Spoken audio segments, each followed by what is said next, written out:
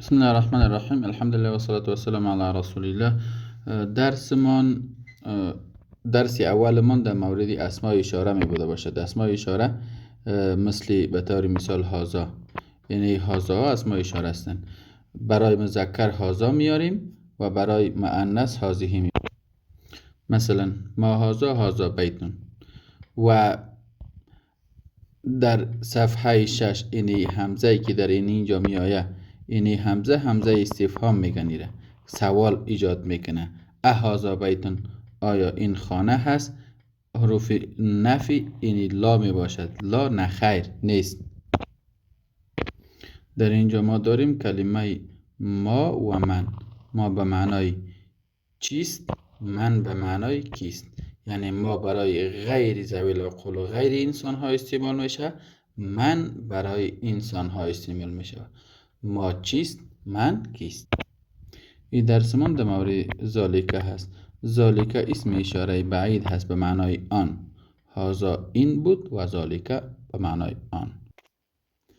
مثلا هذا حصان و ذالکه حمار، این اسب است و آن مرکب است.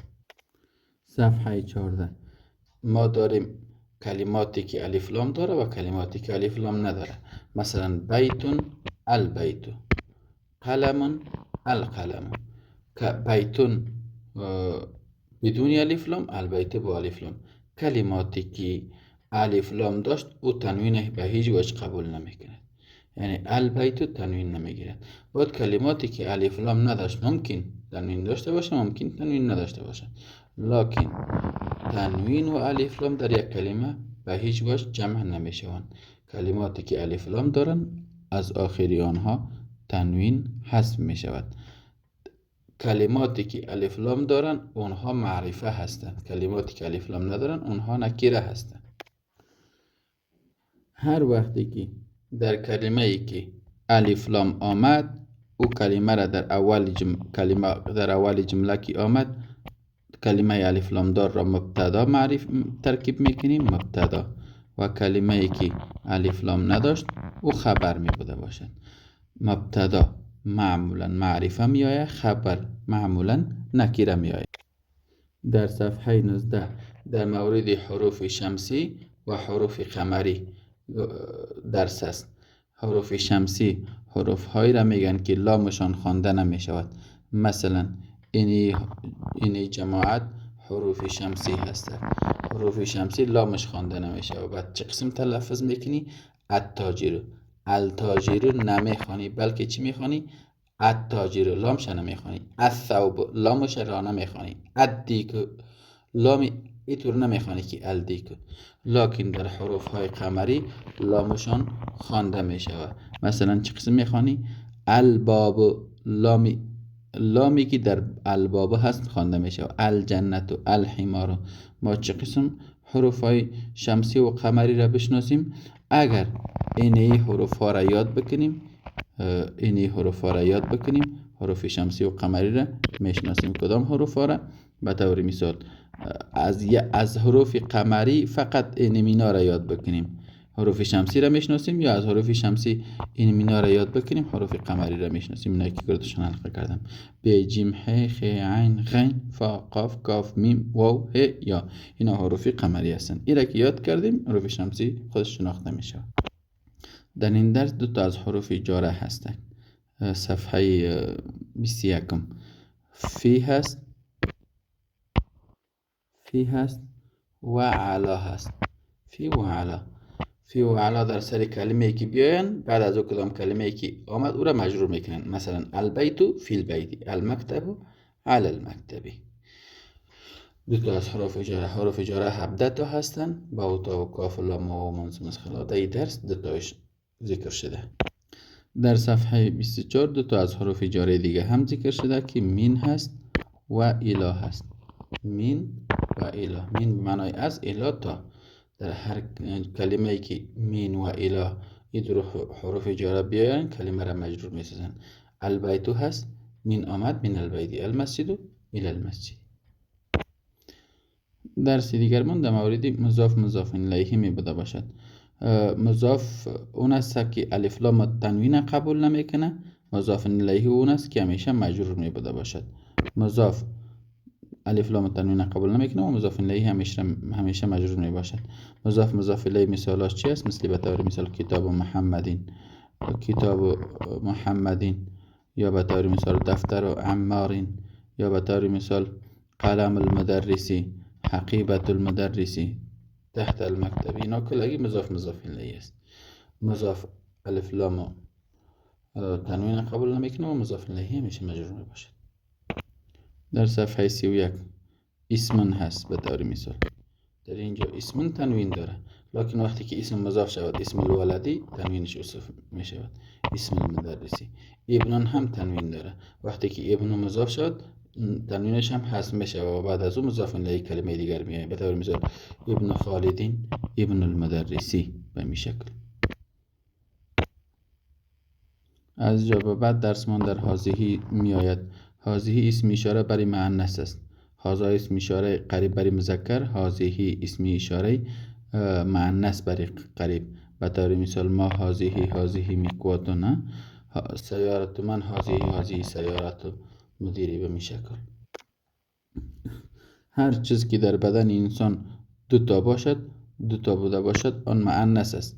به طور مثال انسان دوتا گوش داره پس برش هازیهی آمده. انسان دوتا چشم داره پس برش هازیهی آمده. انسان دوتا دست داره پس برش هازیهی آمده. انسان دوتا پای داره، ریجل، پس برش هازیهی آمده. اما آن اعضای انسان که یک تا هست آن مذکر است. به طور مثال انسان یک بینی داره، از جد برش هازا آمده است. انسان یک دهان داره، از جد برش هازا آمده. همیشه کلماتی که در اول می بوده باشند، اینجا درس من در مورد مبتدا و خبر در اینجا اشاره میکنم. هر کلمه ای که در اول کلمه بوده او مبتدا هست، بعد از او خبر می بوده باشد. مبتدا معرفه هست، خبر نکره. به طور مثال مبتدا یا نام می آید یا کلمه می آید که الف لام داشته باشد. مبتدا یا نام می آید مثل محمد، یا کلمه می باشد که اولش الف لام می داشته باشد. پس محمد طالب، محمد مبتدا میشه، طالب خبر. الباب مبتدا میشه، مغلق خبر. کلمه اول باید الف لام داشته باشه، کلمه دوم الف لام نداشته باشه. اگر هر دو کلمه الف لام داشت بود مبتدا و خبر نمی بوده باشه، او جمله بود مکمل نمی باشه. جمله مکمل امی است که کلمه اول الف لام داشته باشه، کلمه دوم بدون الف لام باشه. مثلا المندیل وسیخ، الشای حار، المسجد بعید. اگر هر دو الف لام داشت بود او جمله مکمل نمی بوده باشد، او موصوف و صفت می بوده باشد. مثلا اللغت العربیه این جمله مکمل نیست. در مورد مبتدا و خبر باید بفهمین که مبتدا معرفه می باشد که الف لام می داشته باشد، خبر نکره می باشد که الف لام نمی داشته باشد. لکن اگر مبتدا نام بود مثل محمدون، مثل حامدون، اون محمد و حامد هم معرفه است اگر نامی اشخاص بود. وقتی که اگر نامی اشخاص نبود کلمه ای که می آید باید الف لام داشته باشد، مثل المسجد بعید، الطالب مریض، الحصان سریر. به این شکل درس من در مورد تلکه هست. ذالک و تلکه. هازا برای اسم اشاره، هازا برای اسم اشاره قریب، هازیهی برای اسم اشاره بعید، ذالک برای اسم اشاره مؤنث قریب، ببخشید. هازا برای اسم اشاره مذکر قریب، هازیهی برای اسم اشاره مؤنث قریب، ذالک برای اسم اشاره بعید مذکر، تلک برای اسم اشاره بعید مؤنث. تلک بیضتن، آن یک تخم است. به طور مثال در درس فرق بین هازا و ذالک: هازا الرجل، این مرد، و ذالک الرجل، آن مرد. این درس من در مورد موصوف صفت است. اگر موصوف مذکر بود صفت مذکر میه، اگر موصوف مؤنث بود صفت مؤنث میه. اگر موصوف الف لام نداشت صفت الف لام نمی داشته باشه، اگر موصوف الف لام داشت صفت الف لام می داشته باشه. به طور مثال عباس تاجر غنی، اینجا که تاجر موصوف است، غنی صفت است. مدرس جدید، مدرس موصوف است، جدید صفت است. نه مدرس الف لام داره نه جدید صفت داره. تاجر غنی مثال برای مذکر، مدرس جدید مثال برای مذکر.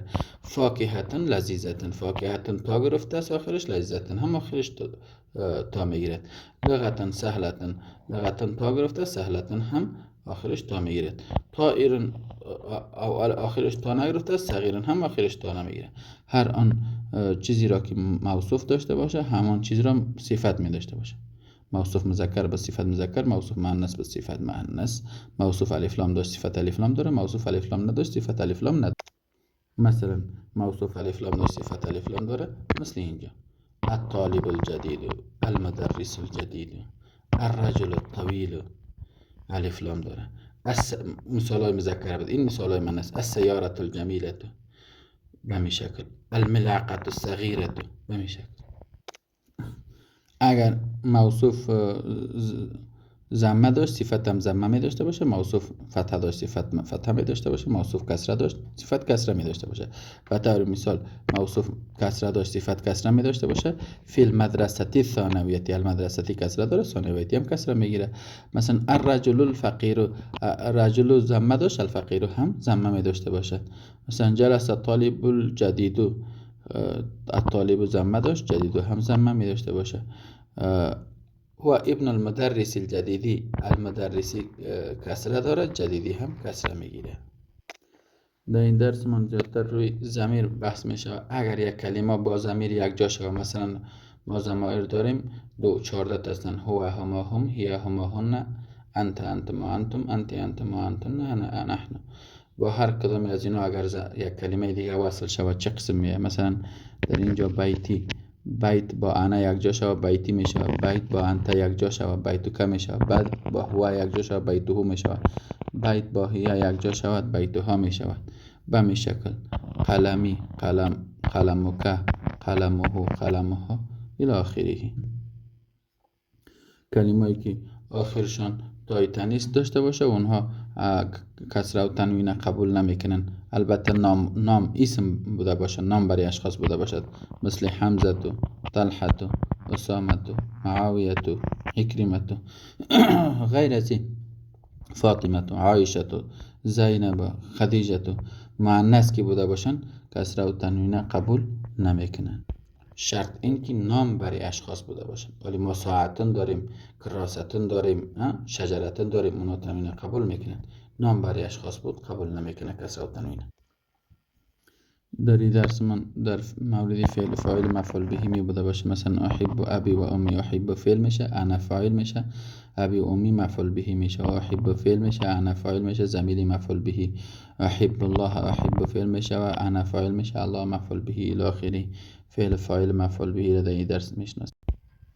در درس قبلی زیادتر روی ضمیر غائب بحث شد، بیتو بیتوها. در اینجا زیادتر روی ضمیر مخاطب مؤنث بحث میشه. مثلا ابوکی، کتابوکی، قلموکی، مثل ابوکی واری، مثل اسموکی. به همین شکل ضمیروکی، ضمیر واحده مؤنثه مخاطبه. برای مذکر کی استعمال میکنی؟ به طور مثال دفتر لکه، ابوکه، بنتوکه، عندکه. اما برای مؤنث که هست کی استعمال میکنی؟ مثلا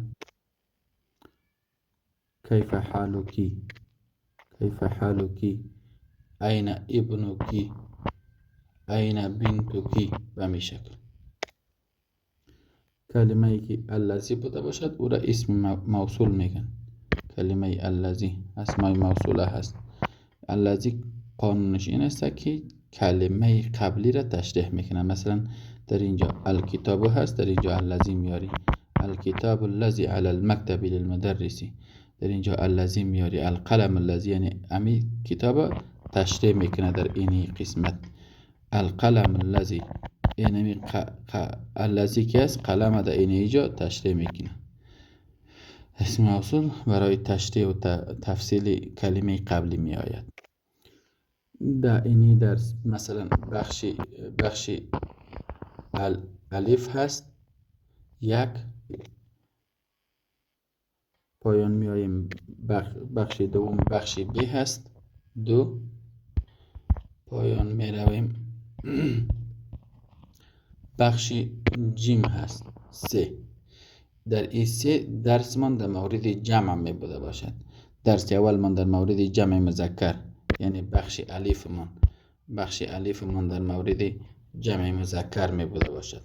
مثلا من هؤلاء الفتية هؤلاء الفتية الطوال در مورد جمع مذکر می بوده باشد.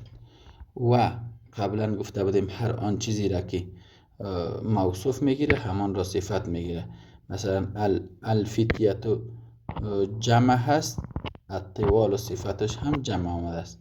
مثلا طلاب جمع هست، جدد صفتش هم جمع آمده است. اگر جمع مفرد به صفت مفرد، اگر موصوف مفرد به صفت مفرد، اگر موصوف جمع به صفت هم جمع می آید. پس ایره هم متوجه بوده باشین در اینجا. و در بخش الف من جمع های مذکر بحث می شود و بعد که میاییم در اینجا درس بعدی من در اینجا جمع های مؤنث ذکر می شود. به طور مثال هؤلاء الفتيات، اوجا فتیه بود جمع نوجوانان مذکر، فتيات نوجوانان مؤنث. هن زمیلاتی، بخشی هن ذکر می شود، هن ضمیر است برای مؤنث الی آخری. بعد می آید در قسمت جیمش مذکر مؤنث یک جا برای ما میکنه تا اینکه ما شما بفهمیم مذکر مؤنث. به طور مثال هؤلاء اخوتی برای مذکر، اولئک اصدقایی برای مذکر، من اولئک الرجال الطوال اینجا مذکر. بعد میاد اینجا مؤنث بار شروع میشه. من اولئک النساء هن امهات الطالبات آباء الطلاب عند المدیر مذکر، اولئک النساء خالاتک یا مریم مؤنث. به همین شکل. و یک چیز باید یاد داشته باشین که جمع های مؤنث زیادتر به الف تا جمع می شوند. زیادتر، نه همه وقت، زیادتر به الف. مثل چیواری؟ مثل بنات الف تا، طالبات الف تا، مدرسات الف تا، طبیبات الف تا، مسلمات الف تا، زوجات الف تا، اخوات الف تا. لکن ما گفتیم زیادتر، نگفتیم که 100%. ببین در اینجا باز جدیدتون جمعش جدودون هست، کبیرتون جمعش کبارون هست با وجودی که مؤنث هستن. و یک جمع دیگر اینجا براتون باید معرفی بکنم که جمعی که بر وزن مفاعل، بر وزن فعلا، افعلا، فعالیل بیا، اونها که هستن غیر منصرف هست، کسر و تنوین قبول نمیکنن. به طور مثال زملاء بر وزن فعلا و فقراء بر وزن فعلا و بر وزن فعلا بر وزن افعلا بیاید. افعلا مانند چی باری؟ اغنیا، اصدقا، اطبا. یعنی 5 جمعی هستن که منتهی الجماع هستن، اینا که هستن کسر و تنوین قبول نمیکنن. و یک نوع جمع دیگه داریم، جمع مذکر سالم میگن. جمع مذکر سالم همون است که به واو و نون جمع شود یا به یا و نون مذکر سالم، یعنی در بنای واحدش سالم بوده باشد و تنها واو و نون اضافه شود جمع شود. به طور مثال مدرس است، واو و نون اضافه شده است، مدرسون شده است. مهندس است، واو و نون اضافه شده، مهندسون. فلاح است، واو و نون اضافه شده، فلاحون. مسلم هست، واو و نون اضافه شده، مسلمون. به می شکل در اینجا اسم اشاره مذکر، اسم اشاره مؤنث برای بعید. مثلا ذالک اسم اشاره برای مذکری بعید، تلک اسم اشاره مفرد برای بعید. در اولئک که اسم مذکر مؤنث شامل است، اولئک طلابون، اولئک طالبات. و همچنان برای مذکر ذهب میگی، برای مؤنث ذهبت. محمد ذهب، مریم ذهبت. برای جمع ذهبو میگه جمع مذکر، برای جمع مؤنث ذهب نمیگی. محمد و حمید و علی ذهبو، مریم و آمنه و فاطمه ذهبن. در درس من در درس رابع عشر صفحه 82 زیادتر روی ضمیر هو و هی بحث میشه. هو برای مذکر میه، هی برای مؤنث میه. به طور مثال هو و هی، اما طور هو برای مذکر و هی برای مؤنث استعمال می شود. کم کم شروع میکنه به شناختن اسمهایی که غیر منصرف هستند، کسر و تنوین قبول نمیکنه. از همینجا مثلا ابراهیم هست و یوسف هست و همچنان ادواردو هست. اینا که هستن کسره و تنوین و همچنان ویلیامو هست کسره و تنوین قبول نمیکنه. قبلا گفته بودیم که با ضمایر کلمه بیت یا دیگر کلمه ها اضافه شوند با ضمیر هو و هی و انت و انا اگر اضافه شوند چه قسم جور می شوند؟ در اینجا با ضمیر انتم و نحن اگر اضافه شود چه قسم می شوند؟ مثلا بیت با انتم یک جا شود بیتکم می شود، بیت با انتم بیتکم، بیت با نحن یک جا شود بیتونا می شود، بیتکم بیتونا. در اینی تمرین برای ما شما به نامه های غیر منصرف که کسره و تنوین قبول نمیکنن اونها را معرفی کرده و پیش رو زیادتر می آید، یعنی غیر منصرف اون که کسره و تنوین قبول نکنه. در درس 14 صفحه 82 در این درس کی است؟ جوانان مذکر با یک مرد صحبت میکنن باید چه قسم کلمات استعمال شود؟ در درس بعدی جوانانی از مؤنث اگر با یک کسی صحبت کنن چه قسم باید کلمات استعمال شود؟ مفرد با جمع مؤنث صحبت کردن در این درس بالا مفرد با جمع مذکر صحبت کردن چه قسم سوالات باید صورت بگیرد؟ در درس من صفحه 90 روی ضمیر انت انتم انتی انتن انت بکه تبدیل می شود، انتم بکم تبدیل می شود، انتی بکی تبدیل می شود، انتن بکنه تبدیل می شود. مثل این بیتکم یا اخوانو به می شکل در خانه پری و کلمات استفاده می شود. که مفرد مذکر، کم جمع مذکر، کی مفرد مؤنث، کنه جمع مؤنث. در اینجا همیشه کلمه قبل بعد آمد کلمه بعد از خود بنابر مضاف الیه مجرور میکنه، نه تنها قبل بعد امام خلف تحت فوق اینا، مثل قبل اسبوعین بعد الدرس قبل الاذان قبل الشهرین بعد الصلاة به می شکل. ضمایر براتون گفته شده است. هو هما هم، هی هما هم، انت انتم انتم، انتی انتم انتم، نه نحن. در اینجا برای مفرد که است اینی ضمایر استعمال میشه. هو برای مذکر، هی برای مؤنث، انت برای مفرد مذکر مخاطب، انتی برای مفرد مؤنث مخاطب، انا برای متکلم مذکر مؤنث یکسان استعمال میشه. هم برای جمع مذکر مخاطب، هم برای جمع مؤنث هم برای جمع مذکر غایب، هم برای جمع مؤنث غایب. انتم برای جمع مذکر غایب، انتن برای جمع مؤنث غایب. نحن کی است شامل مذکر و مؤنث است، نحن طلاب، نحن طالبات. این درس مهم است، خوب متوجه بوده باشین. درس من به است که ما دو قسم جمع داریم، جمع ذوی العقول و جمع غیر ذوی العقول. غیر ذوی العقول یعنی چیزی های غیر صاحب عقل. غیر ذوی العقول هر آن چیزی که غیر انسان بوده باشد. غیر ذوی العقول یعنی عقل نداشته باشه. غیر ذوی العقول، جمع غیر ذوی العقول در حقیقت مفرد مؤنث است.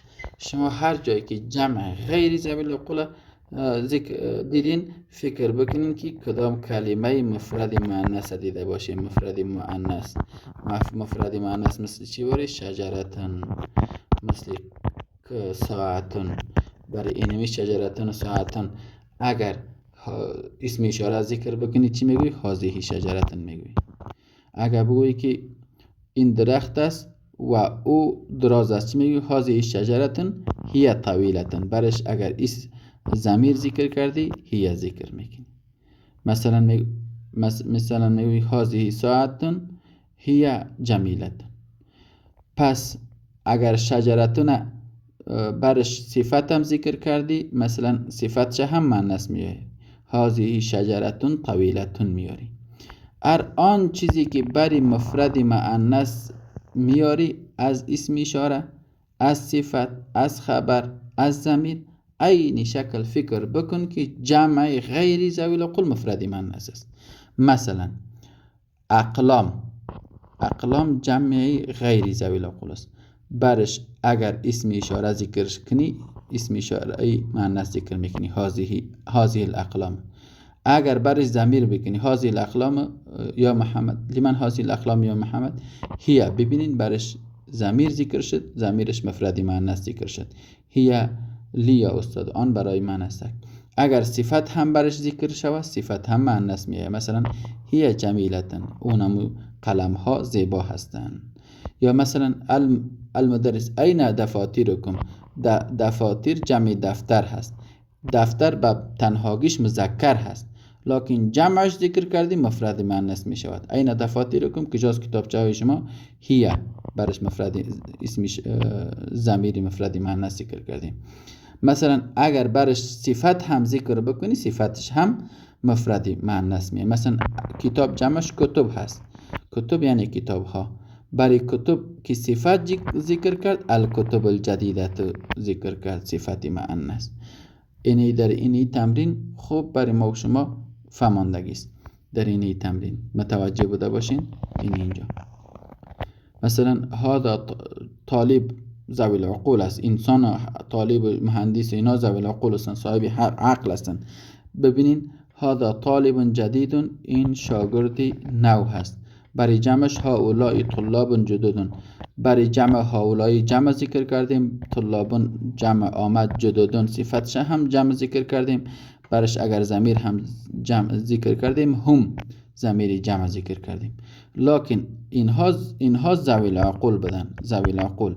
اگر غیر ذوی العقول بوده باشه مثلا هذا کتاب جدید، هذا اسم اشاره مذکر برش ذکر کردیم وقتی مفرد بود، جدیدن صفتش هم مفرد مذکر ذکر کردیم، هو ضمیر هم که ذکر کردیم مفرد مذکر ذکر کردیم. لکن امی کتاب وقتی که جمع شد چه قسم میاریمش؟ هذه کتب جدیدتن، برش اگر اسم اشاره ذکر کردیم اسم اشاره مؤنث ذکر کردیم. جدیدتن اگر صفت برش ذکر کردیم صفت مؤنث ذکر کردیم. هی اگر ضمیر برش ذکر کردیم ضمیر مؤنث برش ذکر کردیم. در اینجا مثالاش زیاد بحث میشه. مثلا در اینجا هست که هذا بیتون هذه بیوتون، هذا نجم هذه نجوم، به می شکل تا آخر. این حالی ببین در درس 17 صفحه 97 ابواب که هست، ابواب جمع است، برش خبر که ذکر کرد مفرد مؤنث ذکر کرد. ابواب المسجد مفتوحه. مثلا لمن هذه البيوت الجديده، بیوت جمع است، برش صفت ذکر شد جدیدت مفرد مؤنث. هذه الدروس سهلة، هذه ضمیر مؤنث، الدروس جمع هست، سهلة خبرش مؤنث آمد. النجوم جمع هست، جمیلة خبرش مفرد مؤنث آمده است. الکتب جمع هست، الجدیدة صفتش مفرد مؤنث آمده. در این درس من این است که تمیز کمی استفهامی مفرد می آید منصوب. مثلا کم اخن و کم اختن، کم عجلتن. تمیز هر کلمه ای که بعد از کم بیاید او را تمیز می گویند. تمیز کمی استفهامی مفرد می آید و منصوب. کم عیدن به می شکل. کم نافذتن، بعد از کم هر کلمه ای که می آید بعد از کم استفهامی او مفرد می بوده باشد یعنی جمع نمی آید و منصوب می باشد یعنی زبر می داشته باشد یا دو تا زبر می باشد. درس 19 یا درس 19 در مورد عدد معدود است. براتون گفته شده بود عدد معدود یعنی عدد چی را میگن، معدود چی را میگن. مثلا ثلاثه اقلامین، اینمی ثلاثه کی هستک، اینمی ثلاثه کی هستک، اینمی ثلاثه ایره عدد میگن. اقلامین کی هست ایره چی میگن، معدود میگن.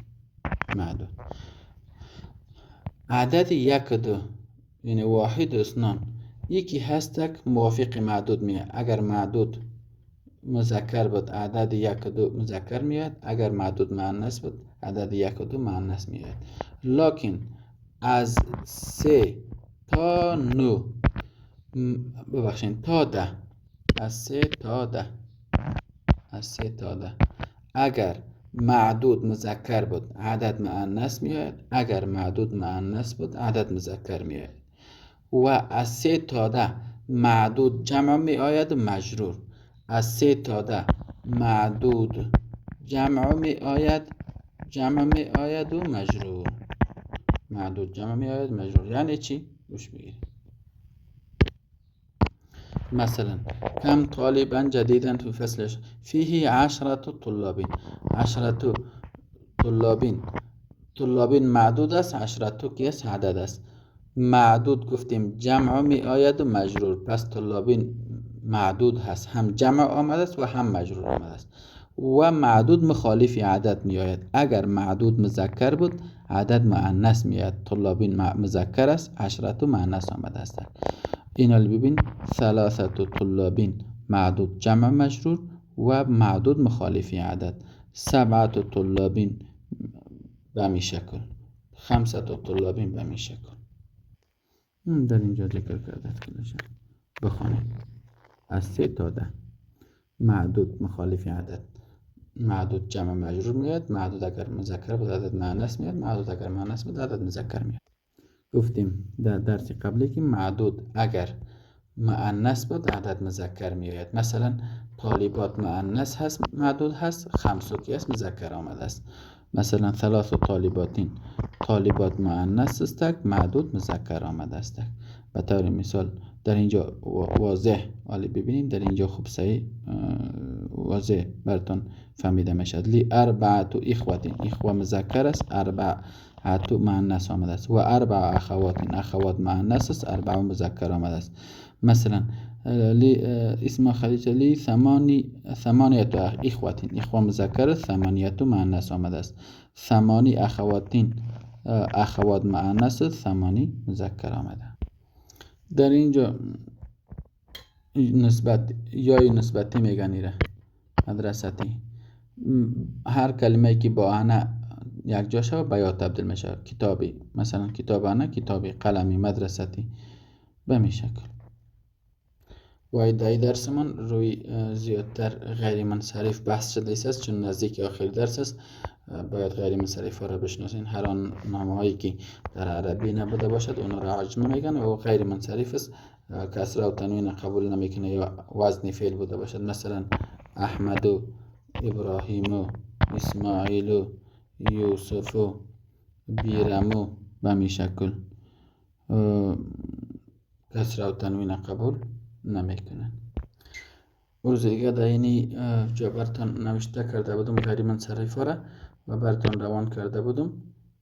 مثلا گفتیم غیر منصرف 9 تا هست، 9 تا عدد می داشته باشه که از 9 تا یکی عدل است، مثل عمر، زفر. دیگر وصف هست، وصف یعنی صفته، نه تنها رنگ ها وصف می شود. مثلا لنگ بودن، شل بودن، کر بودن، کر بودن، اینها هم وصف هستند. مثل احمر سرخ بودن، اسود سیاه بودن. تانیث بوده باشد، هر تانیث که مثلا برابر است آخرش تا داشته باشه یا تا نداشته باشد. فاطمه تا داره آخرش، زینب آخرش تا ندارد. و نامهای دیگر مثل طلحت و اسامه نام برای مذکر است با وجودی که آخرش تای تانیث داره به میشکل. معرفه نام برای کشورها بوده باشه، مثل پاکستان، ایران، افغانستان، تاجیکستان، ازبکستان. عجمه یعنی نامهای غیر عربی بوده باشد. عجمه نامهای غیر عربی مثل ابراهیم، اسماعیل، اسحاق، یوسف، یعقوب، اینا که هستن کسره و تنوین قبول نمیکنن. جمع بوده باشد، جمع بر 4 وزن بوده باشد که وزنهاش براتون در درس دیر شد اشاره شد که بر وزن مفاعیل باشد مانند مساجد، بر وزن فعالیل باشد مانند دفاتر، بر وزن افعیلا باشد مانند اطباء به میشکن. ترکیب بوده باشد، از 2 کلمه ساخته شده باشد، مثل بعل نامی بت است، بک نامی شهر است. حضر موت که در یمن است، حضر فعل هست، موت مرگ نام برای من مقام گذاشته شده. وزن فعل هر کلمه که بر وزن افعال بیاید، افعال مثل احمد و اکرم و اشرف و غیره.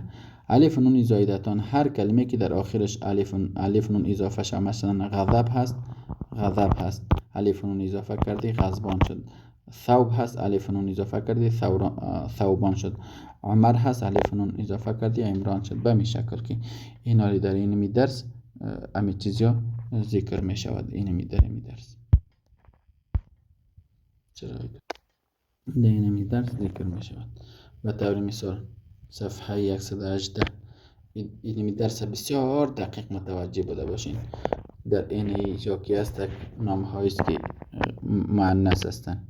به طور مثال در اینجا زینب، مریم، فاطمه، در اینا کسره و تنوین داخل نمیشه، نام برای مؤنث بوده باشن. اینها هم آخرشان تای تانیث داره، نام برای مذکر هستند. اینها هم که هستند در تانیث داخل هستند. در آسمان این الف و نون زایدتان است که هر کلمه که در آخرش الف و نون اضافه شود او هم که از کسره و تنوین قبول نمیکنه. و ای آسمان و عفان و صفیان نام هستند، لکن این صفت است، کسلان، جوان، حدشان، شبعان. و هر آن کلمه که بر وزن افعال بیاد او هم کسره و تنوین قبول نمیکند، مانند احمد، انور، اکبر، اسد. اینا که است نام هستند و اگر صفت بوده باشن، وصف بوده باشن، اونها هم کسره و تنوین قبول نمیکنند، مانند ابیض، اسود، احمر، اصفر، اخضر، ازرق و غیره. هر آن نامهایی که اعجمی بوده باشند در عربی داخل شده باشند، اونها هم کسره و تنوین قبول نمیکنند، مانند ویلیام، ادواردو، اسماعیل، اسحاق، یعقوب. منتهى الجمع آن که به انتهای جمع میرسد که بر 4 وزن بوده باشد، بر وزن مفاعل، بر وزن فعالیل،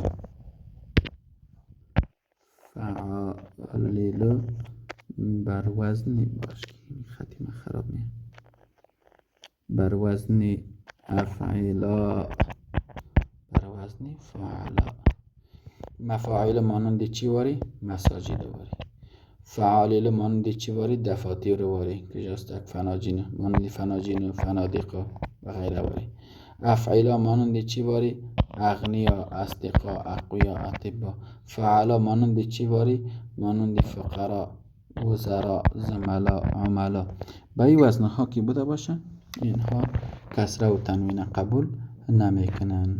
درس‌های بعدی من در مورد اینمی هست که متوجه بوده باشین که در وقتی که بر بالای غیر منصرف حروف جاره بیا، حروف جاره کلمه بعد از خود مجرور میکند یا مضاف الیه قرار بگیرد، او کلمه که هستک کسره و تنوین قبول نمیکنه. مثال مثل چی واری؟ اینجا ما در درس زیادتر خوانده بودیم. ببینید هذا الكتاب لمحمد، لام حرف جار است، محمدین مجرور کرده است. و ذالک لزینب، زینب غیر منصرف است، لام حروف جاری زینب را مجرور نکرده است و فتحه گرفته است. جرش به فتحه می آید، جرش به زبر می آید. مثلا ذهب ابی الی مکه و ذهب عمی الی جدت، الی حرف جار است، جدت را مجرور نکرد، الی حرف جار است، مکه را مجرور نکرد بلکه فتحه گرفت. اخت مروانه، اخت مضاف می شود، مروانه مضاف الیه. مروانه الف و نون زایدتان داره، نونش فتحه میگیره، کسره نمیگیره. این زوج خدیجه، زوج مضاف می شود طرف خدیجه، خدیجه مضاف الیه لکن خدیجه کسره نمیگیره. هو فی لندن، فی حرف جار است، لندن را مجرور نمیتونه کرده به خاطری که لندن نام مرجع هست و غیر منصرف است. سیارت و حامدین، ببینین سیاره مضاف شد، حامدین مضاف الیه، حامدین چون منصرف است تنوین میگیره. و سیارت و ابراهیم، امی سیارت در اینجا حامدین مجرور کرد لکن در اینجا سیارت و ابراهیم را مجرور کردن نمیتوانه به خاطر که ابراهیم نام غیر عربی است و عجمه هست. بیت و خالدین، بیت مضاف قرار گرفت، خالدین مضاف الیه. خالدین بیت که از خالدین مجرور کرد لکن و بیت اسامه، اینجا بیت اسامه را مجرور کرده نتوانست به خاطر اینکه اسامه آخرش تای تانیث داره و تنوین کسره را قبول نمیکنه. به همین شکل در اینجا بیاین مثال های دیگری هست. به همین شکل به طور مثال عندي قلم احمر، قلم احمر، قلم تنوین گرفت، احمر تنوین نگرفت. سیارت لونها اخضر، اخضر تنوین نمیگیره. البیت الحرام فی مکه، فی حرف جر آمد، مکه را مجرور کرده نتونست. مثلا ذهب احمد، احمد تنوین قبول نکرد، الی محمدین، محمدین هم کسره گرفت هم تنوین قبول کرد. لکن و ذهب محمدون، محمدین تنوین قبول کرد، الی احمد، الی حرف جر احمد را مجرور نکردگیست بلکه فتحه دادگیست، زبر دادگیست. انت من مکه، من حرف جر است، مکه را مجرور کردن نتوانست است، یعنی کسره نگرفته است.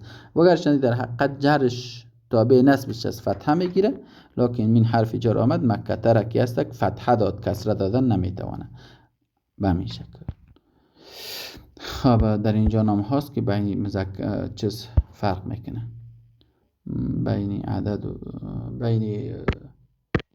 بین منصرف و غیر منصرف فرق میکنه. مثلا آمینتو هست، من حرف جر آمده است، آمینتو رو به آمینته تبدیل میکنم، آمینتو من آمینته.